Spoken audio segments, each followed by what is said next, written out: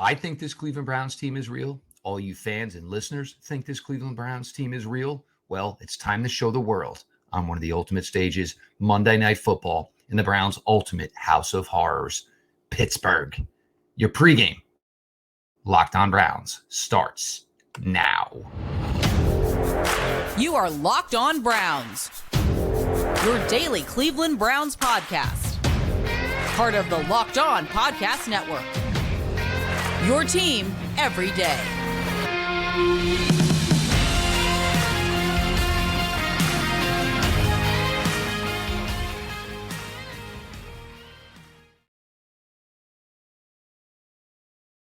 Welcome back, my friends, to the show that never ends, your daily delivery of all things Dog Pound LGB on the LOB, the Locked On Browns podcast, brought to you by the Locked On Podcast Network, your team every day. Your host, Jeff Lloyd. I appreciate everybody who makes Locked On Browns their first listen every single day. The everyday crowd just keeps getting closer and closer. We're inching closer to 7,000. Let's make that happen this week. Today's episode is brought to you by LinkedIn. LinkedIn Jobs helps you find the qualified candidates you want to talk to faster. Post your job for free at linkedin.com/LockedOnNFL. That's linkedin.com/LockedOnNFL to post your job for free. Terms and conditions may apply. Just real quick, obviously, for anybody, look, it's Monday Night Football. Obviously, we all hope to be home. Some of us are parents. Some of us have to work. You can always just go right to Sirius, search Browns, and you will have access to make sure you do not miss a minute of tomorrow night's action. As you see, we're going to break it down here, the offensive side of the ball, the defensive side of the ball, some final thoughts here as the Browns travel to Pittsburgh. Monday Night Football, and obviously we all know the horror show that the Browns trips to Pittsburgh have been in the years in the past. Offensively, now right away, all of a sudden, Mary Kay Cabot seems to be saying it.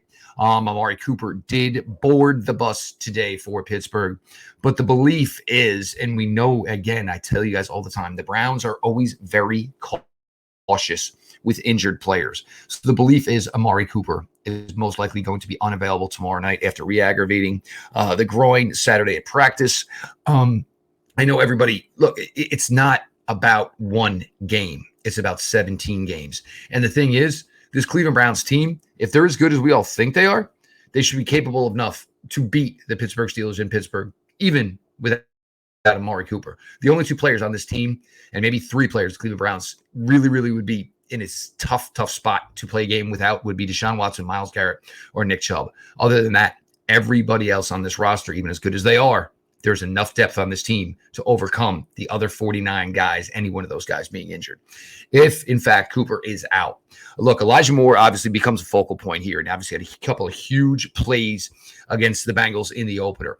I think it's just going to be enhanced here. Look, Elijah Moore, they want to get Elijah Moore involved, and the more Elijah Moore gets involved, the more the eyes go to Elijah Moore. So you can do that special sauce, the jet sweep motions, with no intention of giving the ball. But it's just enough where defenses have to adjust. And it's just another thing they have to continuously think about while trying to stop Deshaun Watson, Nick Chubb, and everybody else, of course. Donovan Peoples-Jones certainly quiet in the opener. I think that this is an opportunity for him, obviously, and you want to see DPJ do well. Look, we all know he's in a contract year. We know what's in front of him. And it's a tough spot here. The room has gotten really better over 1 year, and Donovan Peoples-Jones sitting here in a contract year, whether it's Cleveland Browns are going to write that check or another franchise, he wants to be able to at least put up the statistical output he put up last year, if not even better. This could be the opportunity for DPJ to get started on a really solid 2023 season in hopes of what will be, the next contract. David Njoku was not a big factor in week one.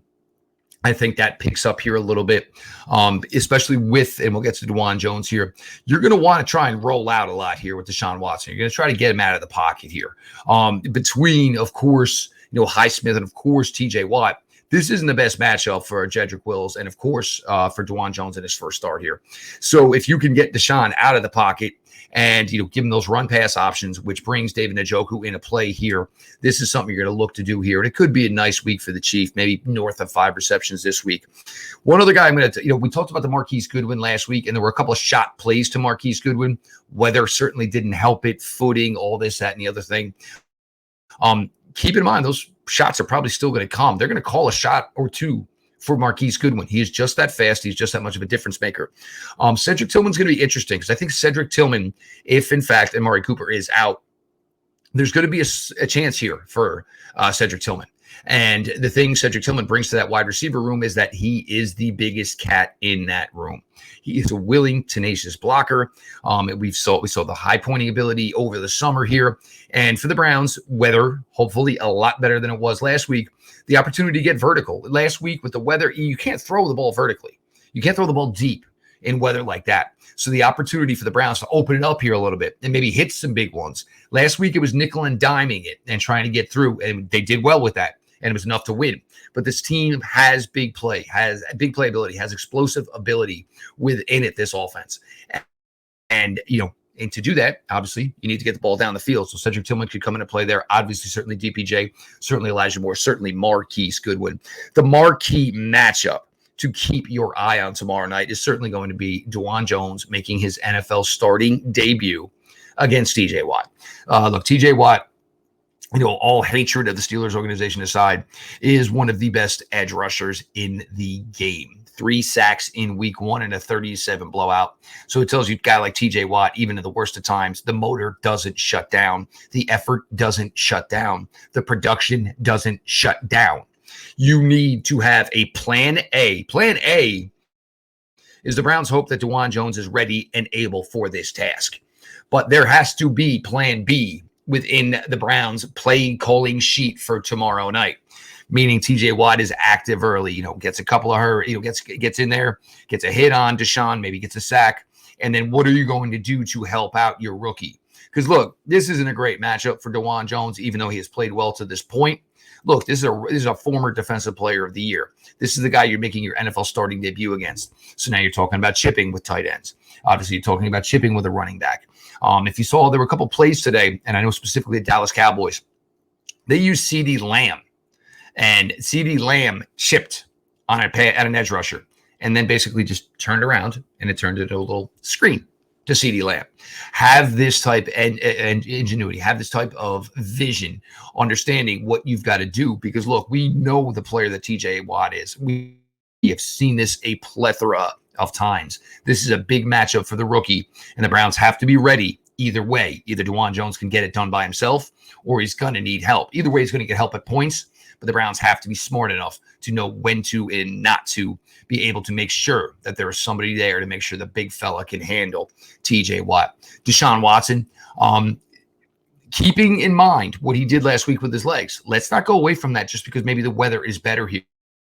That was a key part of the Browns' victory against the Cincinnati Bengals. So if there's the opportunity for Deshaun to make plays with his legs, go for it. Keep the chains moving. Nick Chubb, 4 receptions last week. Keep your eyes on this. I told you, I think this is going to be Nick Chubb's highest receiving year as far as receptions. He's shown this ability. It takes some pressure off of Nick. It takes some big hits off of Nick. And it's still a way to get one of your top playmakers on the offensive side of the ball with the ball in his hands. And for Nick, he doesn't have to navigate so much traffic.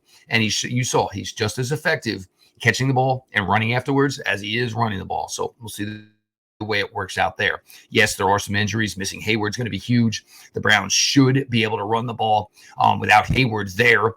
As much as I loved Keanu Benton coming out this year out of Wisconsin, he's still a rookie, and he's going against 3 top interior players in Wyatt Teller, of course, Joe Bitonio, and Ethan Posick. So Browns offense, just keep doing what you're doing, and hopefully on a better, drier field than last week, and it being week 2 and all the jitters out of the way, Browns offense should be good to go. Jeff Lloyd, your latest Locked On Brown, continues on.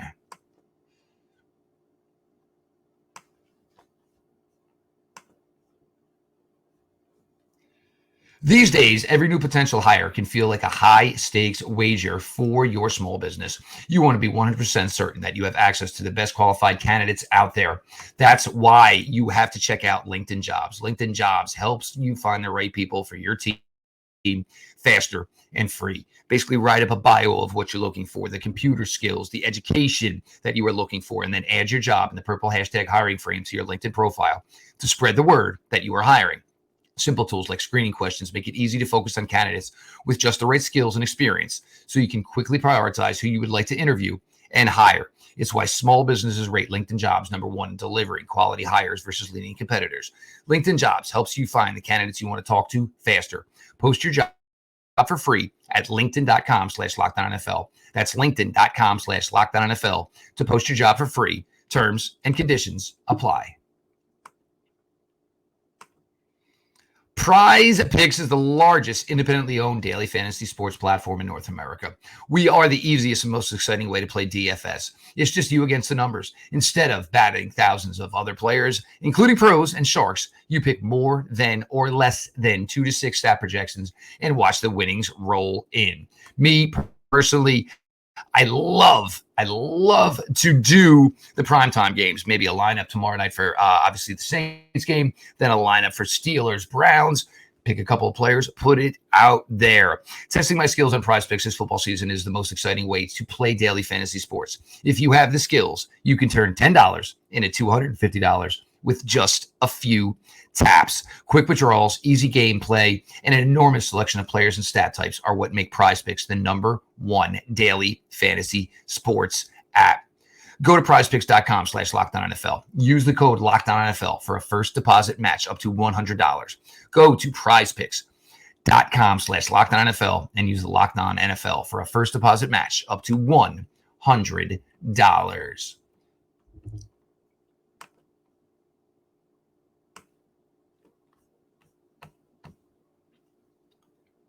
Jeff Lloyd, your latest Locked On Browns. Guys, I'm getting fired up. Sitting around here watching some of the games today, knowing the Browns weren't playing, the anticipation of tomorrow night, all the history, bad history of the things they have had that have gone wrong over the years in Pittsburgh, knowing the Ravens beat the Bengals again today. By the way, Bengals fans, I better see you in the comments. I said your team did not improve this offseason. Through 2 weeks, I look to be stone cold correct on that.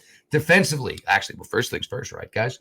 Appreciate you all who make it Locked On Browns your first listen. Subscribe to the Locked On Browns YouTube channel. Join the everyday crowd. And, of course, the show is always available, always free wherever you get your podcast. And if you're trapped at work tomorrow night, trapped outside gymnastics, waiting for a kid to get out of practice, go to Sirius, search Browns, and you'll make sure you have all the coverage of Cleveland Browns, Pittsburgh Steelers, Monday Night Football. The biggest thing here, the Steelers, what they're going to try to do is to keep the Browns offense off the field, which means they're going to try to run the ball. But look, to this point, whether it was the preseason, whether it was week 1, you take that Joe Mixon 22-yard run out of what the Browns defense did week 1, Browns gave up less than 3 yards per carry to the Cincinnati Bengals. The Steelers offensive line did not look good against the San Francisco 49ers.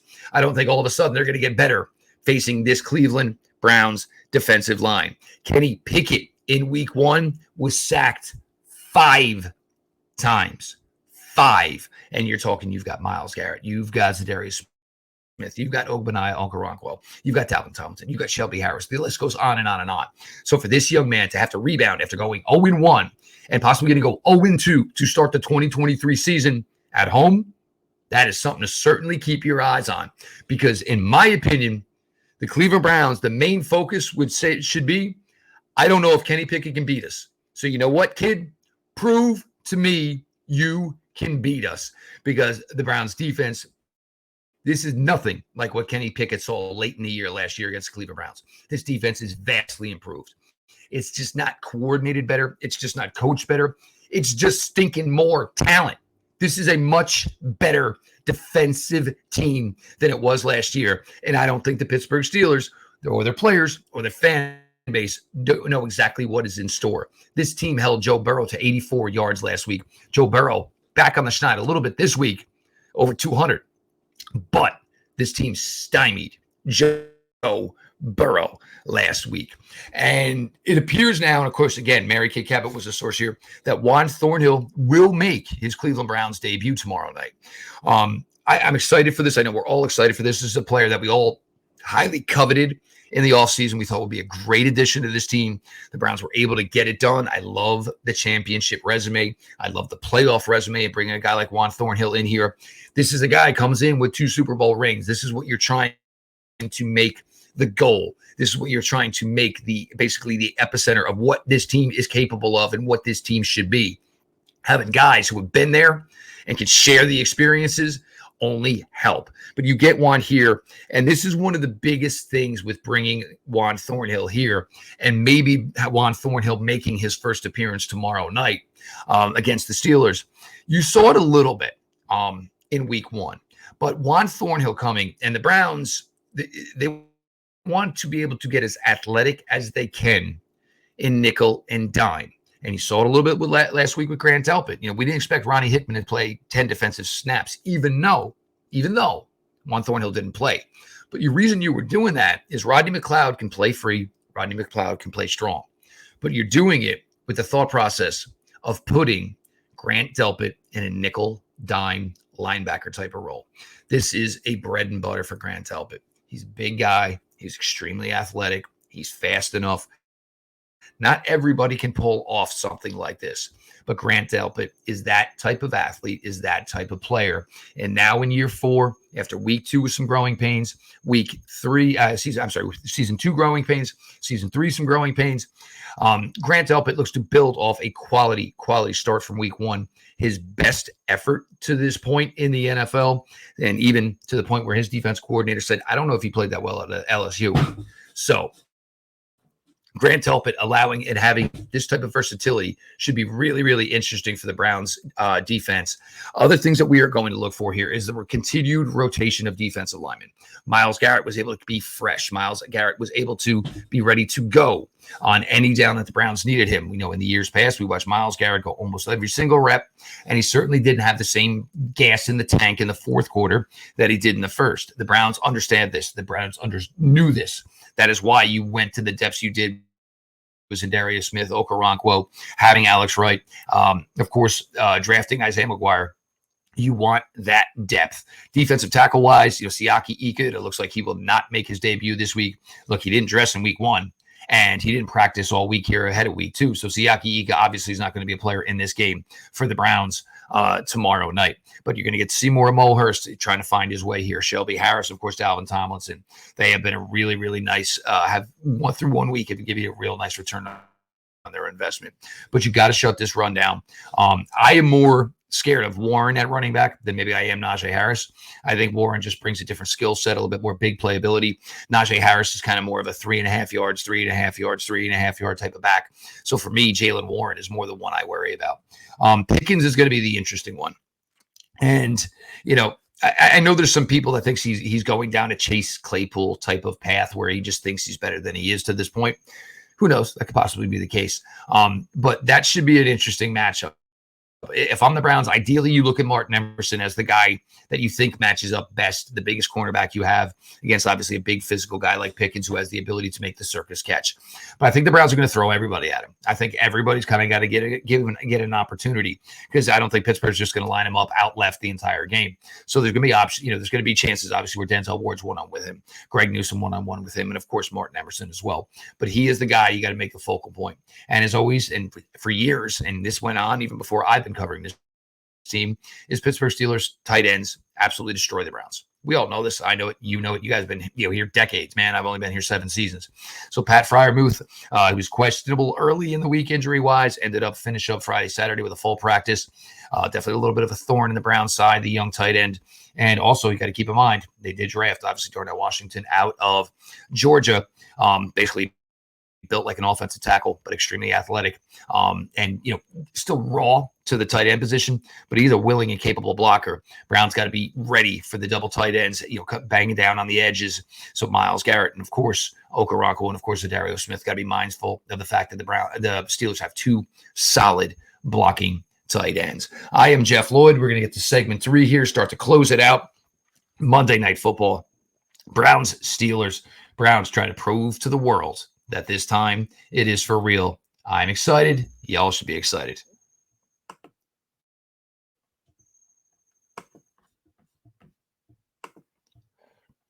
Snap into action this NFL season with FanDuel, America's #1 sportsbook. Right now, new customers get $200 in bonus bets guaranteed when you place a $5 bet. That's $200 in bonus bets, win or lose. If you've been thinking about joining FanDuel, there's no better time to get in on the action.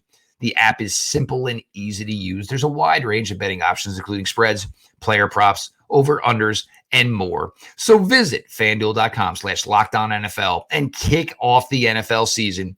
FanDuel, official partner of the NFL.